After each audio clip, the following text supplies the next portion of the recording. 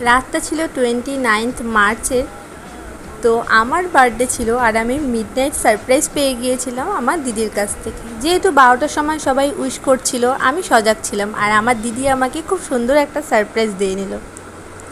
আর এরপর তোমাদের সাথে একবারে শেয়ার করছি দুপুরে লাঞ্চে কী খাওয়া হয়েছিল। সব কটা রান্নাই মা করেছিল আর দারুণ হয়েছিল খেতে। এরপর একে একে দিদি আর মা একটু আশীর্বাদ করে নিল। আর এরপরে বিকেলে শুরু হয়ে গেল ডেকোরেশন করা। তো এখানে দেখছো সবাই ভীষণ বিজি ছিল ডেকোরেশন করতে। আর এই যে ফুল ডেকোরেশন কেমন হয়েছে অবশ্যই জানিও। তারপর বসে পড়েছি কেক কাটিংয়ের জন্য। তো আমি তো ভীষণ হ্যাপি ছিলাম, আমাকে দেখে সেটা বোঝাই যাচ্ছে। এরপর একে একে সবাইকে দেখিয়ে নিচ্ছিলাম।